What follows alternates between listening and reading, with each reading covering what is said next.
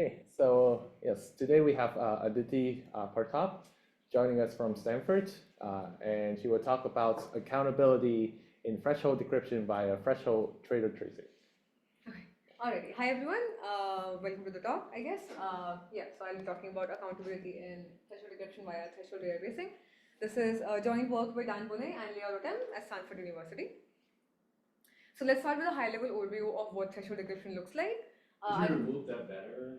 Oh yeah, let's see how can we. Because I don't. Wait. Oh yeah. Okay. Yeah. Oh, maybe it's on. Yes. Okay. Good. Yeah. One second. I have to go back here. Yes. Okay. Okay. So let's start with a high-level overview of what threshold decryption is. So at a high level, you have a decryption key which is distributed among n parties so that any t of them can decrypt. So in terms of a diagram, let's say we have Alice, Bob, and Charlie. So n is 3, and let's say You stopped sharing. Oh, I stopped sharing. Mhm.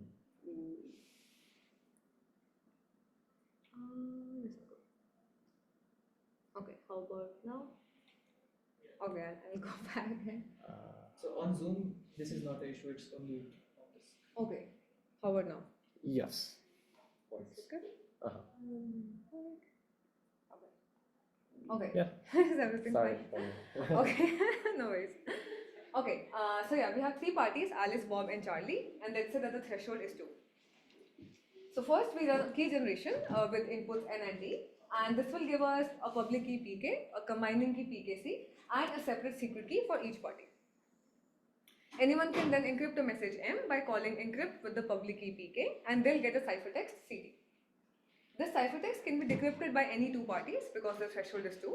So for example, let's say Alice and Charlie each use their own secret keys to get a decryption share D1 and D3. These decryption shares can then be combined together to get the message M that was originally encrypted. So that's the high-level overview of threshold decryption. This is used in many applications ranging from sealed bid auctions, secret voting, and more recently encrypted mempools in blockchains. But there is one thing that is missing in all existing threshold decryption constructions, and that is a notion of accountability. To motivate that, the question we ask is what happens if an adversary offers to buy the secret key shares of T decryptors?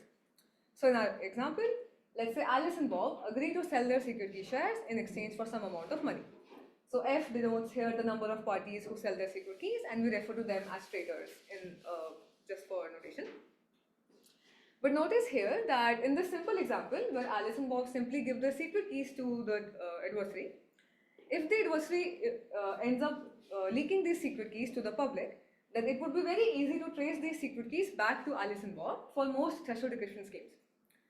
But this doesn't mean that our job of accountability is done, because Alice and Bob can do something smarter than to just give their secret keys. For example, they can obfuscate their secret keys and make this decoder algorithm and give that to the adversary in exchange for money. The adversary, okay, that's the money. The adversary can use this decoder box, like give any ciphertext C as input, and it will get back the decryption of C, which is the message M. Now the goal of our work is in this setting, if a whistleblower releases this decoder box, then how can we trace this decoder box to at least one party who helped manufacture it? Such a notion of accountability is actually important in all the 3 applications that I mentioned before. So if we take the example of sealed bid auctions, the bids, all the bids are encrypted and they're supposed to be decrypted at the end of the auction. But you can imagine that an adversary buys these secret key shares before the auction ends, and now they can see all the bids in plain text, which beats the whole point of encryption, encrypted bids. So in scenarios like these, we want to be able to trace at least one party who sold their secret key shares. Okay, so you might be wondering that why are we focusing on this decoder box D instead of, let's say, a decryption service. So for example, Alice and Bob can come together and set up some anonymous decryption service. Then the adversary can query this decryption service for any ciphertext C that it wants to be decrypted and get back the message M. But there are 3 reasons why this might not be desirable for the adversary.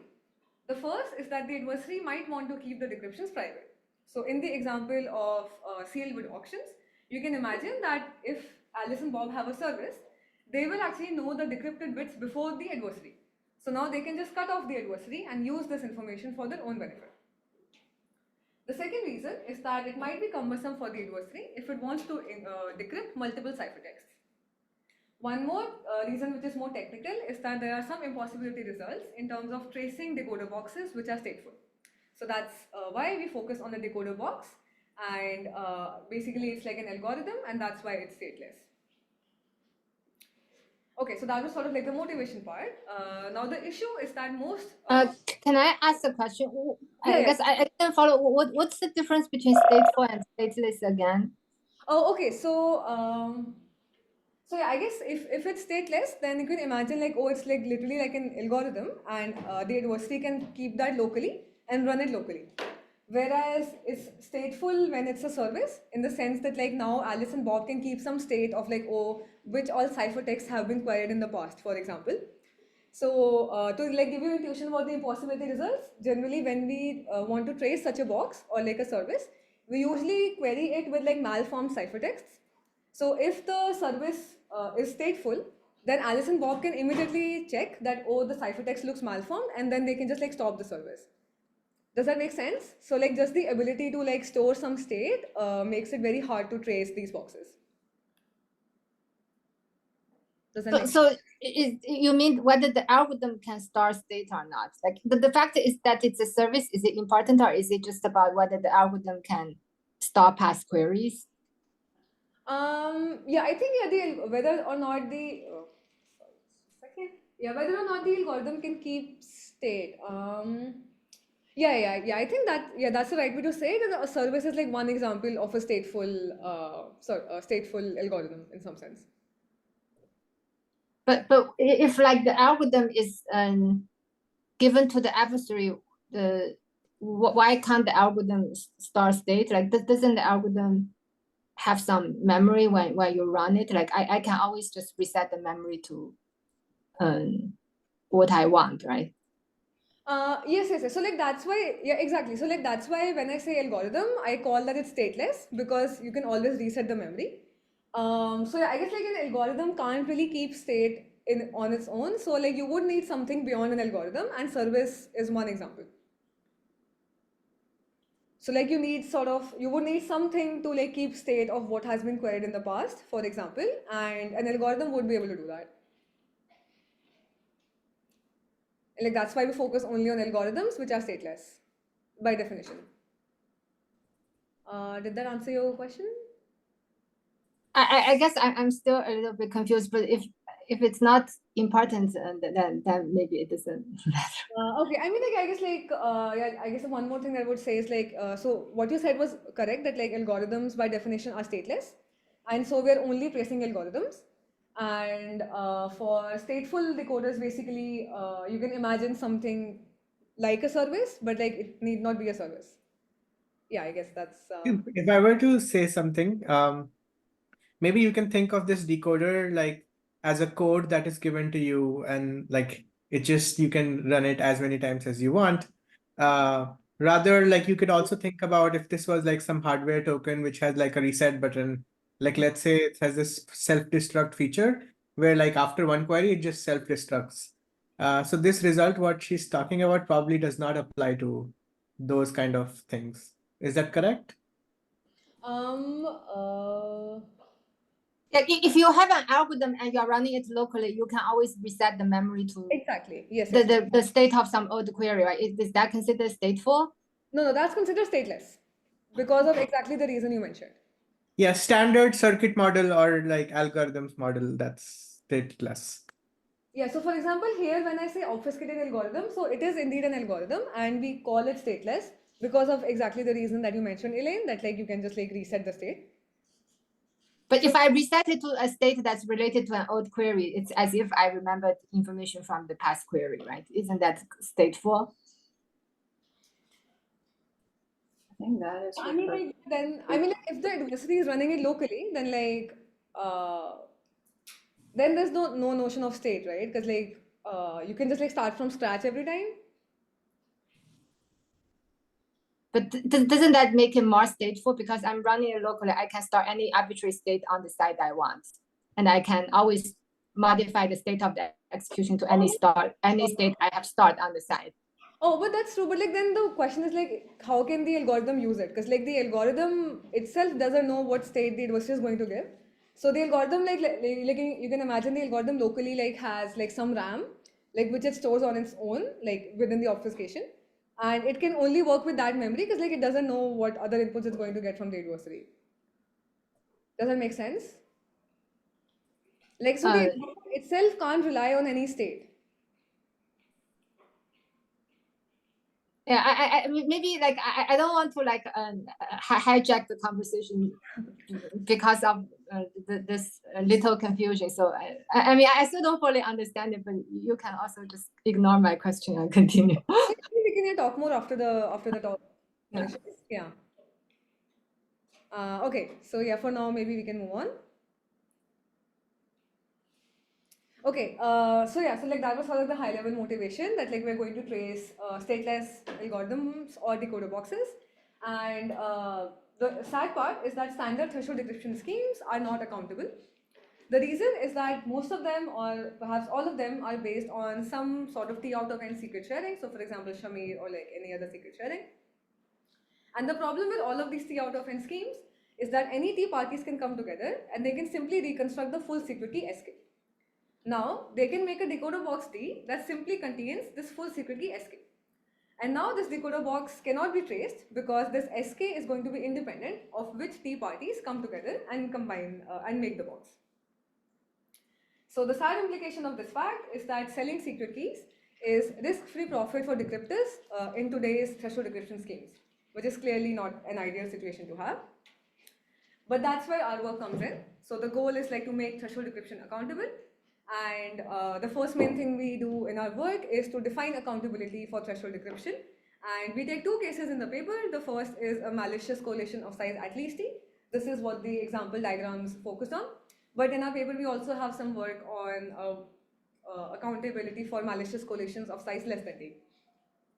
But for today's talk, I'll mostly be focusing on the first case where we have at least T parties who came together and made a decoder box.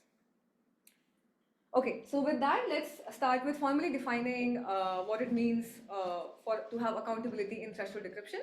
And just two things on the slide title before I go into the definition. I am focusing on threshold chem here instead of public key encryption. So chem is basically key encapsulation mechanism, and like we'll see what the difference is in a minute. And for people who are familiar with Traitor tracing, I will come back to that relation in a little bit. Okay, so a Traitor tracing for threshold chem or key encapsulation has 5 algorithms. We have key generation, which we also saw before. It outputs the public key, secret keys SK1 to SKN, and it additionally outputs TK, which is a tracing key, which will be used to trace the traitors. Then we have an encapsulate algorithm, which takes the public key as input, and it outputs a key K and the ciphertext CT, which encrypts the key. So this is like the main difference between encapsulation and encryption. There is no message here. The message is intuitively the key K. Like that's sort of the intuitive mapping. Then we have the decrypt function. This is the usual that you can use your secret key share along with the ciphertext to get a decryption share DI. Then we have combine, which combines T decryption shares together to give you the key K, which was encrypted by the ciphertext. And the new algorithm that we have is called trace.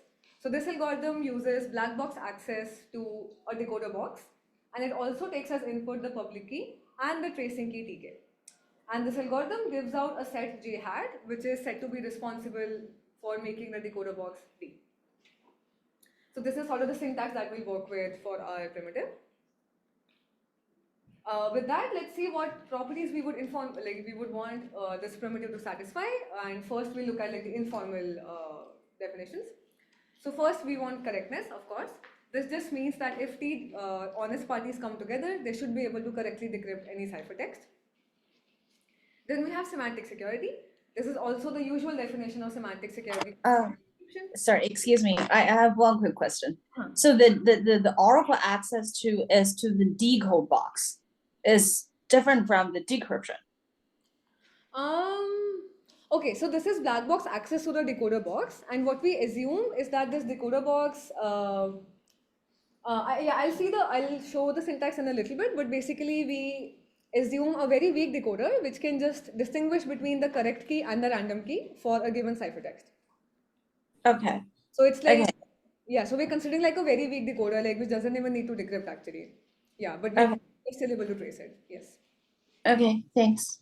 Yeah, I'll formalize this in a little bit. Okay, so yeah, correctness, semantic security. So this intuitively just says that if an adversary corrupts less than t parties, then if you give it a ciphertext and the correct key, which you would get from encapsulate, versus if you give it a random key with the ciphertext, then these should look indistinguishable to the adversary. The new property that we want, which sort of captures accountability, is tracing security. So at a high level, what we want is that the trace algorithm should trace the decoder box to at least one party which manufactures the box. And again, we use only black box access to D because it could be obfuscated, for example. Okay, so let's get a bit more intuition about tracing security because that's the only new property that we want to enforce. So let's say we have n parties from 1 to n. And let's say that the first t parties are the traitors. So the set J is going to be 1 to t.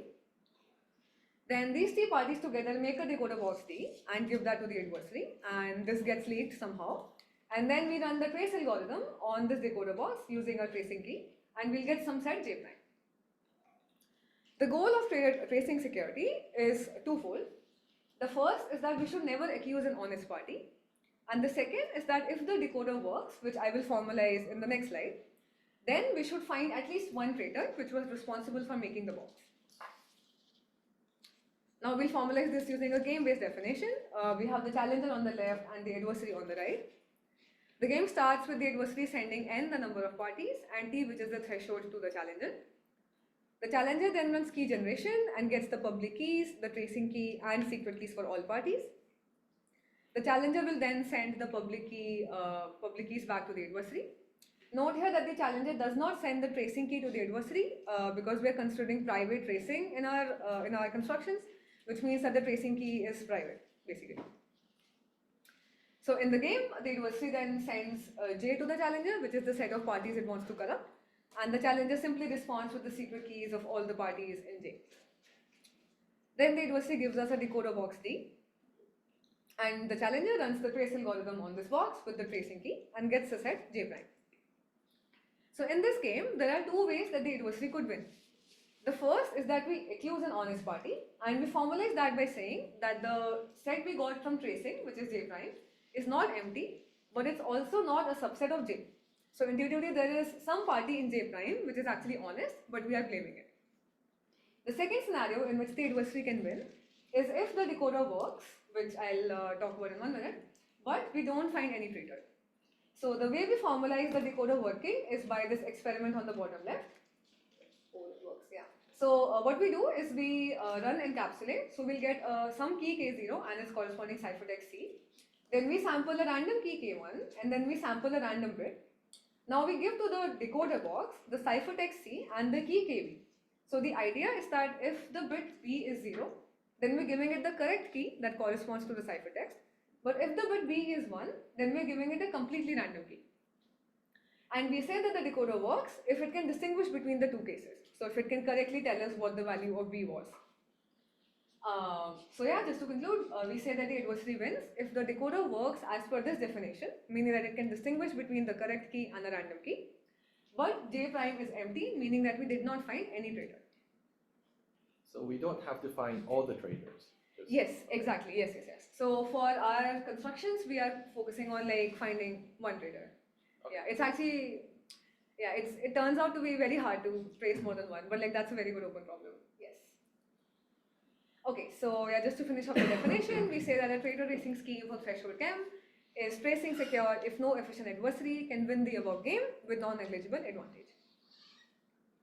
Okay, so that covers the definitions part. I'm still confused about this decoder. Like, so the decoder takes like a ciphertext and the key as input. Yes. What about this encryption? Why is it encrypting PK? Oh, okay. So actually, this is a key encapsulation mechanism. So this ENC, it's actually like encapsulate and not encrypt. So basically, we are considering like a slightly weaker notion of chem instead of threshold decryption. And the only difference is that when you run encapsulate with the public key, we sample a random, like the encapsulate function internally would sample a random key K0 and then encrypt that, and the ciphertext C is the encryption of K0. Mhm. Does that make sense? So like it's a slightly weaker notion, but actually like you can construct encryption schemes from threshold chem. Like that's a very straightforward reduction. So, but like just for simplicity of the talk, I am considering chem instead of encryption. But what I don't understand is why does D have to have this interface? Like it takes C and KB as input. Like D is like a decoder that decodes some. Yes. Yeah. So in some sense, basically one example, like another way to have this definition could have been that the decoder just takes the ciphertext and gives out the key, like just decrypts the ciphertext, right? So like I guess that's what you're asking about, right? Yeah. Yeah. So actually this definition is stronger because we're allowing the adversary to just construct a box which only needs to distinguish. So this is a stronger definition than the definition where the decoder needs to decrypt the ciphertext. Does it make sense? So like what I'm saying is like be able to trace even a decoder which can only distinguish and like not even fully decrypt the ciphertext. I see. Yeah. So like basically our scheme will work even if your decoder can decrypt, because a decoder that can decrypt can distinguish, but the other way around is not true. I see. Does that make sense? Yeah. So, Aditi, can I ask one more question? It's more of a philosophical question. Okay. Reasonable is it to assume that like there's a public tracing algorithm and it gets access to a decoder? Like what do you mean by like decoder in practice? Like how do you is this reasonable as a model? Okay, yeah, no, that's a good question. So you're saying like how would we get access to the decoder box? Is that the question? Yeah. Okay. So yeah, that's a good point. So I guess one thing is that like these T parties could simply, like privately make a box and like just decrypt things. In that case, there is no hope to trace because like let's say like we have some like the tracer, like the honest parties don't even know like what's going on, right? So like in that case, like there's nothing we can do. But the scenario we're considering in our work is that there is some whistleblower who like gives this decoder box to the tracer or like just releases it to the public. Does that make sense? Because if we don't even have like this decoder box, then there's like no hope to trace. Because technically, like the T parties could just do something privately. So that's why we consider a scenario where like somehow like some whistleblower gives us this information. Okay. Yeah. So that's the idea. I guess like So this tracing algorithm is having black box access to the decoder, or it knows the code of the decoder. it's black box. I see. Yeah, so because we can imagine that the decoder might be obfuscated, so like that's why we only consider black box access to the decoder. So is it okay if like the decoder is some kind of like MPC protocol that just decrypts? Okay, that's a good question. Yeah. I think no. Sorry?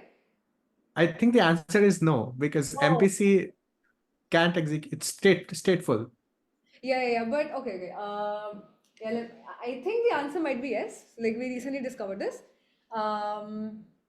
So basically, if we imagine that like Alice and Bob in our example, they have this service in MPC where it's like you give it some ciphertext, and in the MPC does something, and then like you would get back the decryption, but the Alice and Bob get nothing, right? So like let's consider this scenario.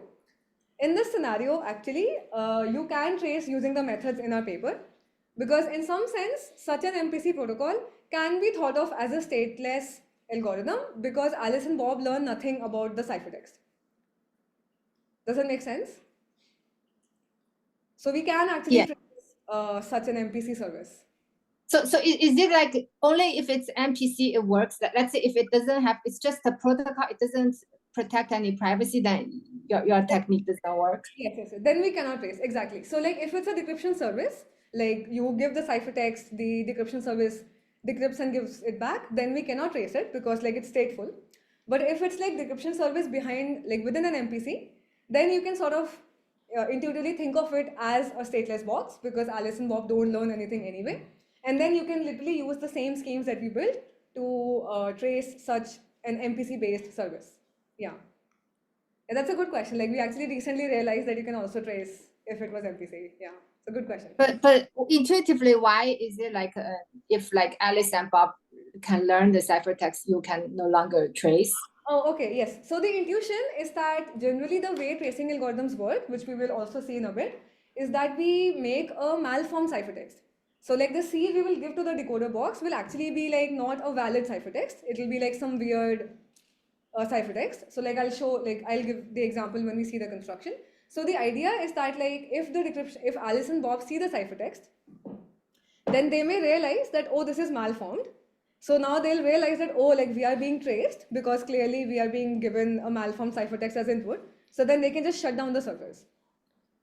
Also, in that sense, if it's an MPC, then it may not work either, because they can, inside the MPC, they can use MPC to check if it is malformed, right?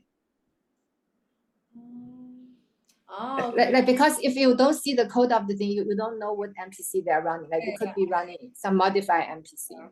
Yeah, actually that's a good point. So yeah, maybe there are corner cases in the MPC world where you might not be able to trace. Yeah. Okay, I'll think more about that. But yeah, I think you're right. Yeah. Yeah, because that's usually the worry with tracing stateful boxes. Yeah. Okay, so like for like just to ensure correctness, I'll say that like we can probably not trace service plus MPC, but like I'll double check. Yeah, that was a good point. Okay, any other questions?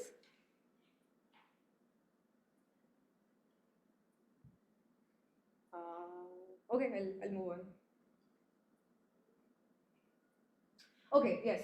So now we've covered the formal definition of trade tracing for threshold chem, and we've seen what security properties we want. Now the question is, how do we construct such a scheme that satisfies all the properties?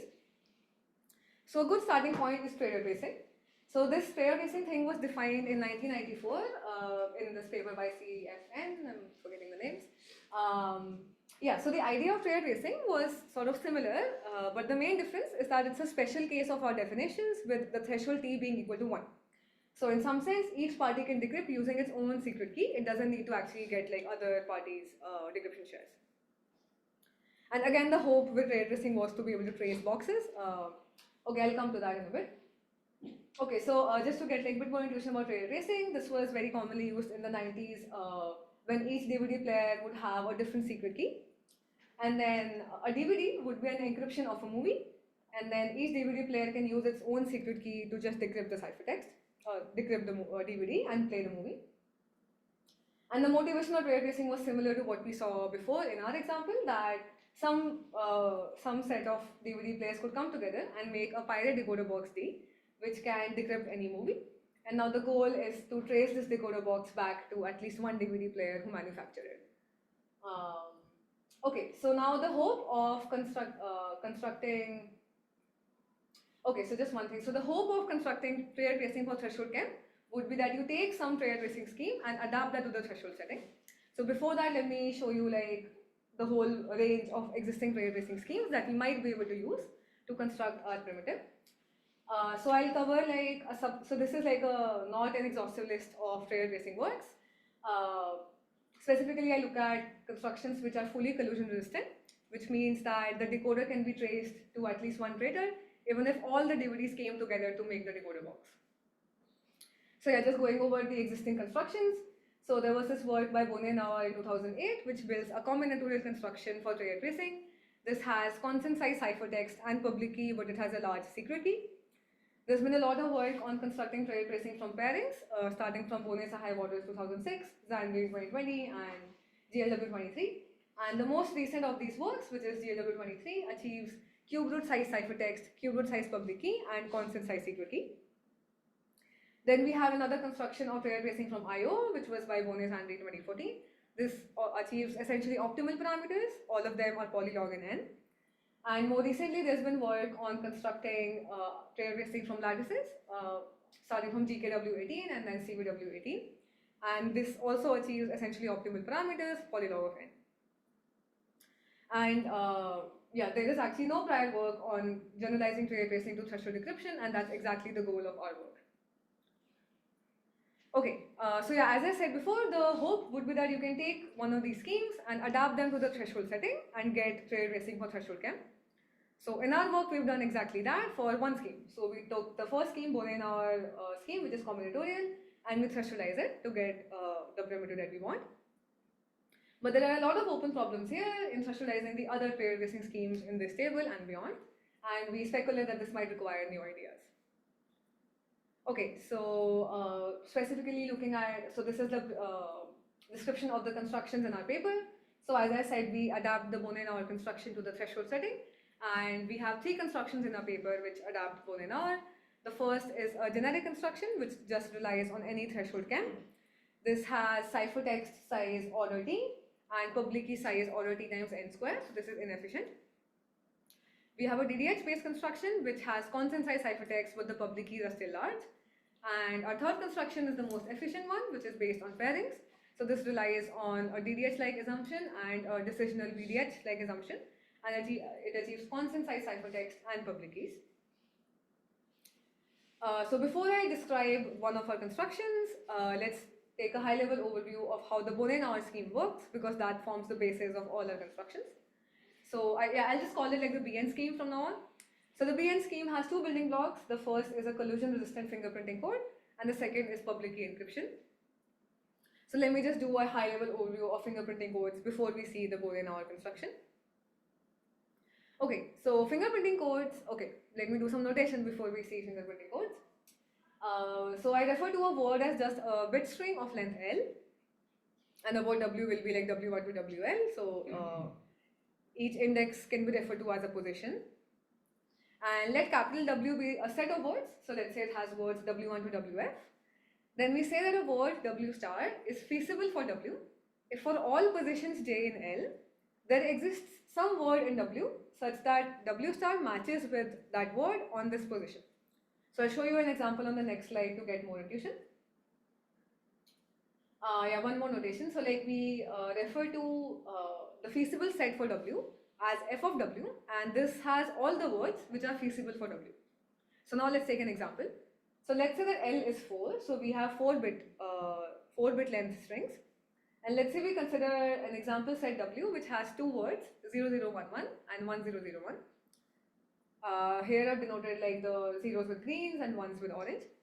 So now let's see what the set of feasible words for W looks like. So we'll go position by position.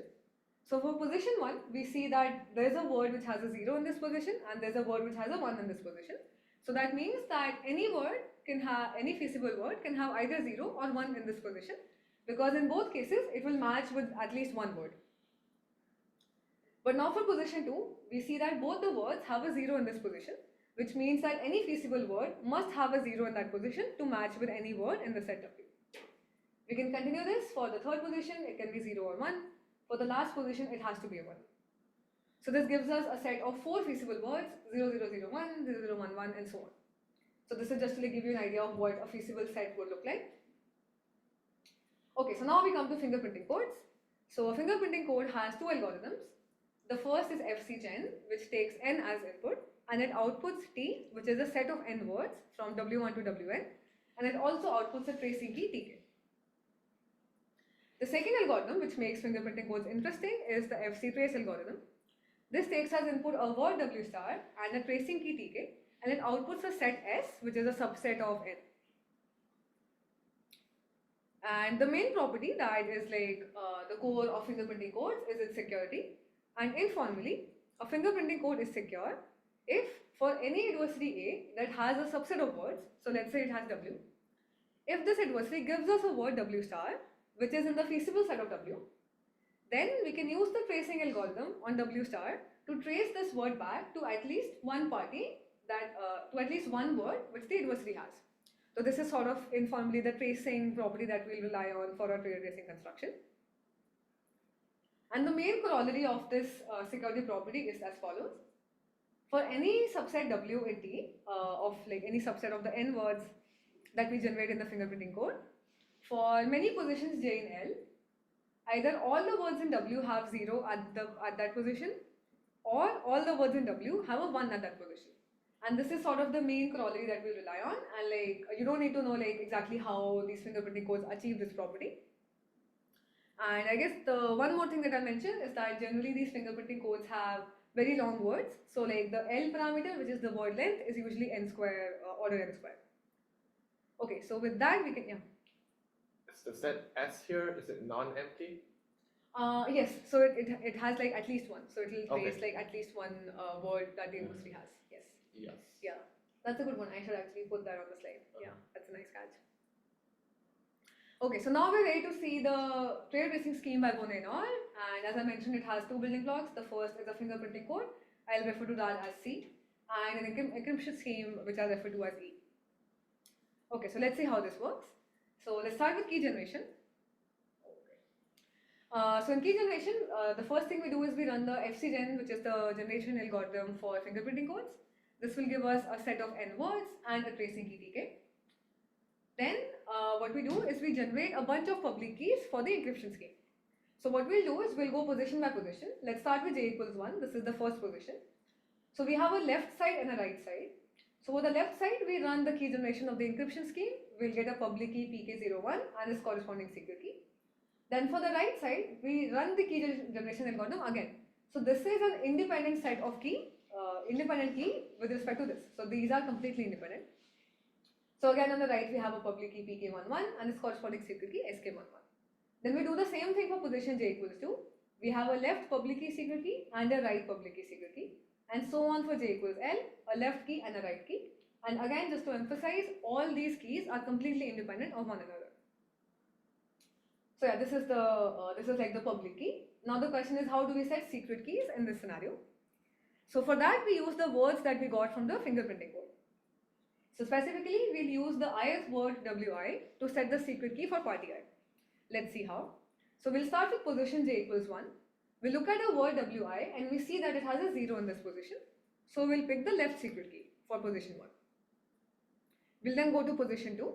We see that the word wi has a 1 at this position, so we'll pick the right secret key. So again, this is how we put the secret key of party I. So I'm looking at one party right now. So we continue this for all positions. For the last position, we see that wi has a 1 at that position, so we'll select the right secret key. So this gives us the secret key of party I, which is a tuple of L independent secret keys. And the main property is that this party has exactly one key for each position. So like each party will end up with one key, and like some parties will have the left key, others will have the right key. Okay, so that's how we sort of decide the secret keys. Yeah. So these fingerprinting codes, they are deterministic, right? Or is there any randomness in generating them? Yeah, I think there is, but like once you generate them, then they're fixed. Does that make sense? Yes. Okay. So it's just a way to like delegate these secret keys in some manner. Yes, yes. Okay. In some specific manner that Yes. like gives you a tracing property. Okay. Yeah. Nice. Okay, so now let's see how we can encrypt a message in this 1 and hour scheme. So what we do is we sample a position j in L, and then let's say we sample j equals L, which is the last position. Then our ciphertext will have three things. It will have the position j that we sampled. Then it will have a left ciphertext C0 and a right ciphertext C1. C0 will be an encryption of the message M under the left public key of position J. Similarly, C1 will be an encryption of the same message M under the right public key for position J. So this is the tuple of the ciphertext. And now to decrypt, recall that each party has exactly one key for each position. So for example, if a party has the left key for position J, it can decrypt C0 and get the message. But if a party has the right secret key, then it can decrypt C1 and get the message. So like this is how encryption and decryption work in the Bonet et al. Scheme. So now the last main thing is how do you trace in such a scheme, and like at a high level we're going to use the fingerprinting codes in a specific way.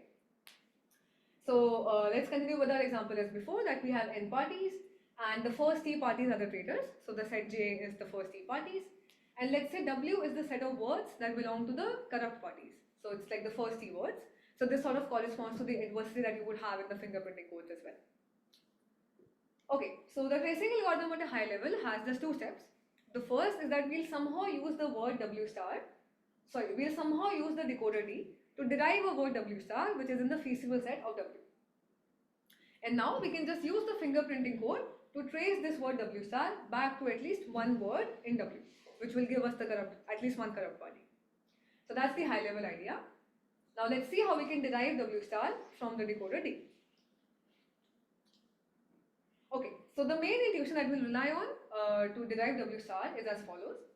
So what we know is that the adversary A has secret keys corresponding to all the words in W, because that's how we assign secret keys. But now remember that fingerprinting codes have this property that at each position, either all the words in W will have a 0 at this position, or all the words in W will have a 1 in this position. This was sort of a corollary of the fingerprinting code security. But what this actually implies is that for all these positions J and L, the adversary will have only one key.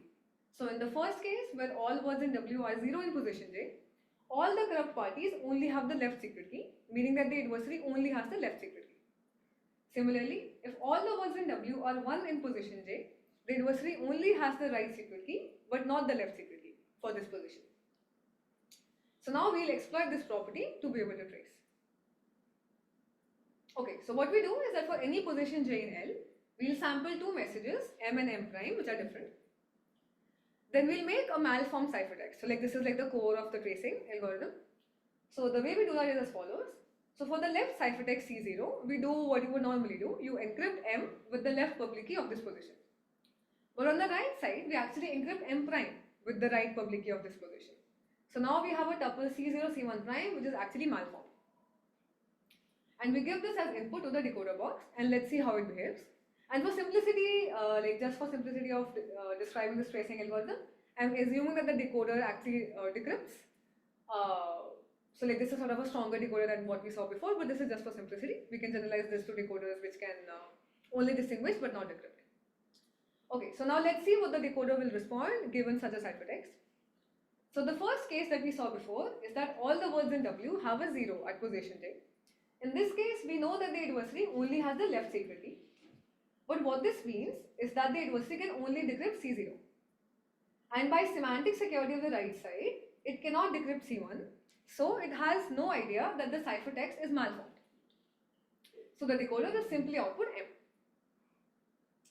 But now if you look at the second case, the adversary only has the right secret key. So it can only decrypt C1 prime and get M prime. And again, by semantic security of the left side, it does not realize that C0 encrypts a different message. So the decoder will simply output M prime. Yes. So what we've seen is that there is a very clear difference in the, okay, so question? Okay. No. Yeah, there's a very clear difference in the behavior of the decoder in the two cases. So we can simply exploit this. If the decoder outputs M, which was the first case, then we set the jth bit of W star to 0 to match with the fact that all words in W must have a 0 in this position. But in the second case, where the decoder outputs M prime, we set the jth bit of W star to 1. And basically what we see here is that if it gives us M prime, adversary must only have the right secret key, meaning all words in W are 1.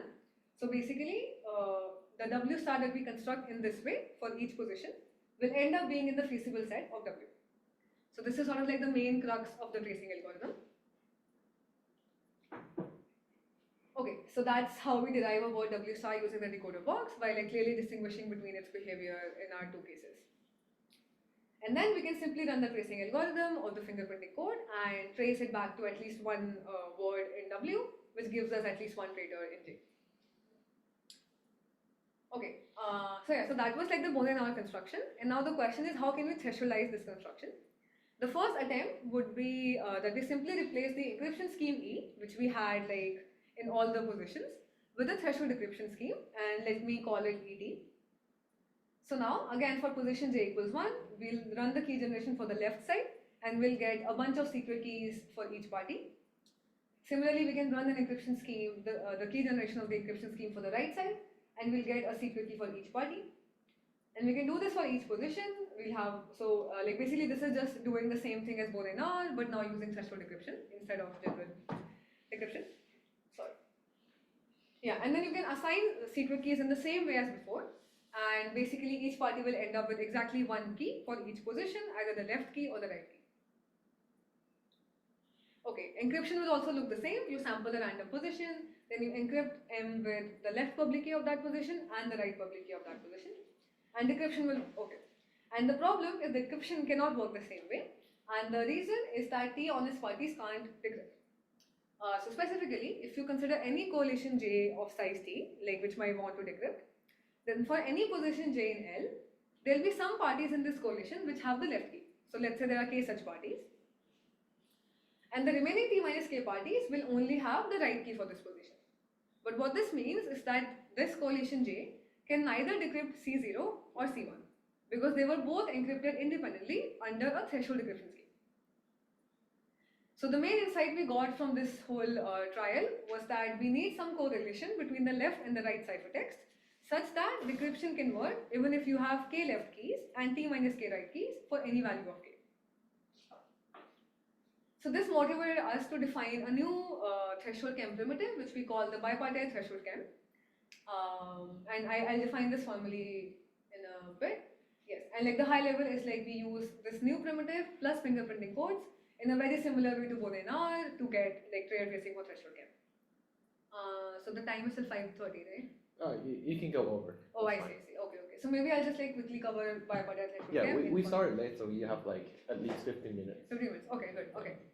Alright, so let me just explain like the high level motivation of bipartite threshold chem. I guess I won't cover the formal construction. Okay, so this is a special type of threshold chem. So this is like the threshold decryption type scheme. But the properties are as follows. First, we want semantic security. This is usual to the usual IND-CPA definition that you can tolerate up to T-1 corruptions for any position J in L. Then there are two extra properties that we want from this threshold chem. The first is two-side correctness. So this is basically inspired by the intuition we just saw that for any position J in L, we should be able to decrypt if we have K left keys and T minus K right keys for any value of K. And we actually also want one more property which we call one-side security. So I'll just explain like the high-level intuition. So recall that in the Bonet tracing scheme, we relied on the semantic security of the right side to argue that like an adversary that only has the left key cannot distinguish between a random right ciphertext and the correct right ciphertext. But the problem in bipartite threshold chem is that because we define two-side correctness, there has to be some correlation between the left and the right sides, which means that you can't just use semantic security of the right side to argue the tracing security. And so we formally define another requirement, which we call one-side security, and this property is exactly what you would need for tracing security. So at a high level, what we want is that for any position, if an adversary has only the left keys, then it should not be able to distinguish between an honest right ciphertext and a random right ciphertext. And recall that this is exactly what we were relying on for tracing security, so like that's why we sort of define it in this way. Okay, so I won't cover the formal definition. Okay, maybe. I guess I'm confused about the definition. Okay. Yeah. So this correctness says that if let's say you have, let's say K is equal to T, then it means you don't have any right keys and you only have left keys. Right. So you can decrypt. That means you need to be able to decrypt only with only left keys. But the one-side security says you should not be able to. Exactly. Yeah. So the intuition is exactly. So like basically intuitively it seems hard to like satisfy both of them at once. But the main intuition, I guess, is that firstly, if you have T left keys, you can only decrypt the left ciphertext. Like you still shouldn't be able to infer anything about what the right ciphertext has. Like that's the intuition. Does that make sense? So like basically, is this one-side security? Is it defined for malformed ciphertext? Is that yes. distinguishing honestly generated right ciphertext? So you mean like if it's a randomly generated right ciphertext, the ciphertext is well-formed, malformed? Yes. Exactly. I see what you. Yes. So that's the intuition that to trace, I will give you like the correct left ciphertext, but on the right side it will either be correct or random. And I'm saying that if you only have left keys, then you don't know that which case you're in. Yeah. Yes. Okay. So maybe I can continue. Okay. So yeah. So maybe I'll just show you the formal syntax of bipartite threshold chem, but not cover the formal definitions. So a bipartite threshold chem has 4 algorithms. Key generation, this takes N, T and L as input. L is the word length. And this gives you the public keys PK, PKC, and it gives you a bunch of secret keys. So it gives you, so this is for position 1. You have a left secret key for party 1 and a right secret key for party 1. Similarly, a left secret key for party N and a right secret key for party N. And you basically have this for all positions from 1 to L. Yeah, that's just defining the syntax. Okay. Next, we have an encapsulate function because this is a chem, not a decryption. So this takes as input the public key and the position that you want to encapsulate for. And then it outputs the key K and a ciphertext which has a left ciphertext C0 and a right ciphertext C1. So note that like these things are looking very similar to like the Bonin-Or structure, and that's intentional. Like basically we are going to use this similarity of structure to construct our threshold trace tracing. Then we have decrypt, which takes as input a position J, a ciphertext for this position, and it uses exactly one secret key for position J for party I. So here B could be like either 0 or 1, meaning that you can use exactly one secret key to decrypt the ciphertext, and you'll get a decryption shell DI. And then you have combine, which combines decryption shells together to give you the key that was encrypted. Okay, so I will not define semantic security, but like this is just similar to how you would generally define semantic security for any general threshold chem. And yeah, like I won't formally define two-side correctness, but like again, just to recap, two-side correctness just means that for any position, decryption should work even if you have k left keys and t minus k right keys. I will skip the formal definition. And last was one-side security.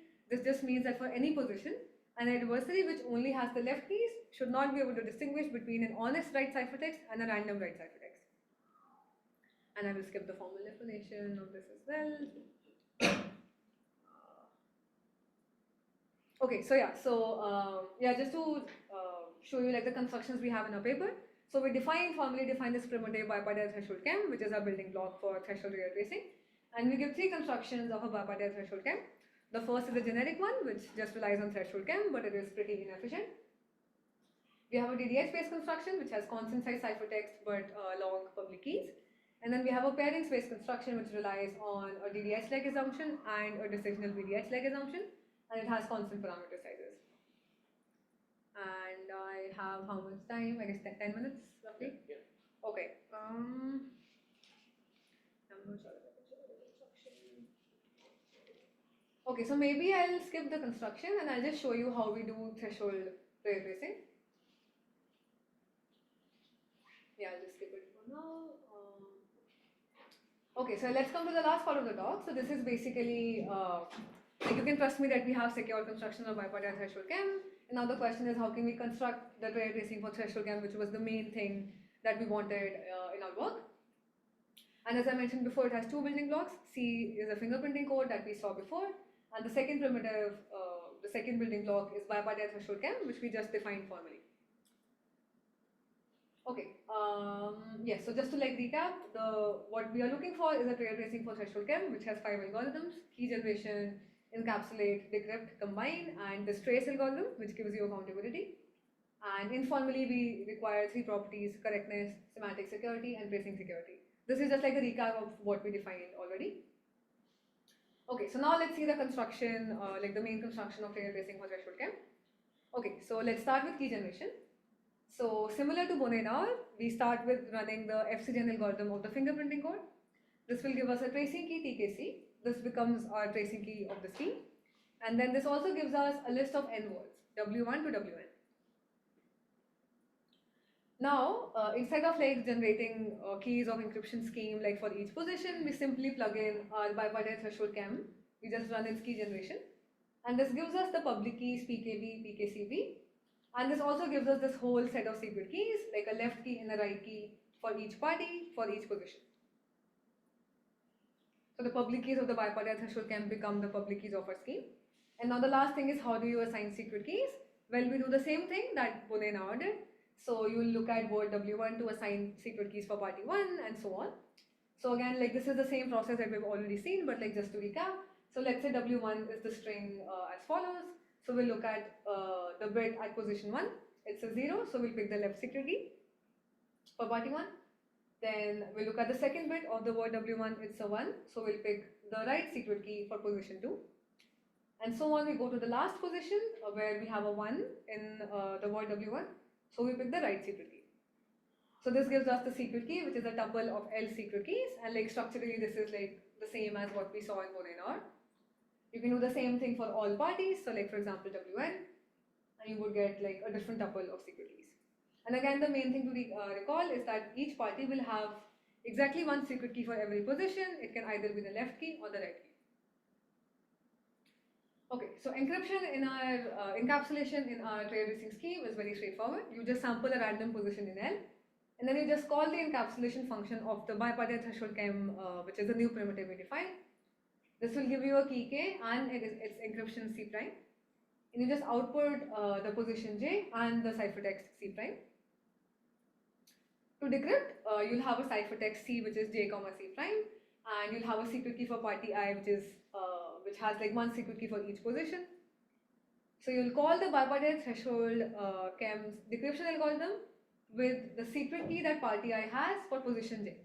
So like this could be, again, like this could either be the left key or the right key. This gives you a decryption check. Combine is also straightforward. You simply call the combine algorithm of the bipartite threshold chem, and this gives you the key K. Okay, so in terms of properties, we wanted 3 properties. The first was correctness, and this actually follows directly from two-side correctness of the bipartite threshold chem. So intuitively, what we're saying is that like any T parties can just like call the bipartite threshold dot decrypt algorithm and still decrypt, because that's exactly what the correctness property of bipartite threshold chem was. Okay, so in terms of semantic security, this also follows directly from semantic security of bipartite threshold chem, because effectively the ciphertext is the same as the ciphertext for the bipartite threshold chem scheme. So like in terms of semantic security, it's like pretty much identical. So we have a theorem that like formalizes this. For any adversary A, there exists an adversary B such that the advantage of A in breaking semantic security for our scheme is bounded by the advantage of B in breaking semantic security for the bipartite threshold chem scheme. Okay, so the last part of the talk is how do we do tracing in this threshold setting using bipartite threshold chem and fingerprinting codes. Okay, so recall like the setting is like we have n parties, and let's say the first 3 parties are the traitors, so that's the set J, and W is the set of words that corresponds to the T traitors, so that's W1 to WT in this example. And the high-level tracing algorithm is actually the same as what we saw for Bonet-Naur. We first derive a word W star, which is in the feasible set, using this decoder box D. And then we can simply run the FC trace algorithm on W star to be able to trace back to at least one word in W, which will give us at least one traitor.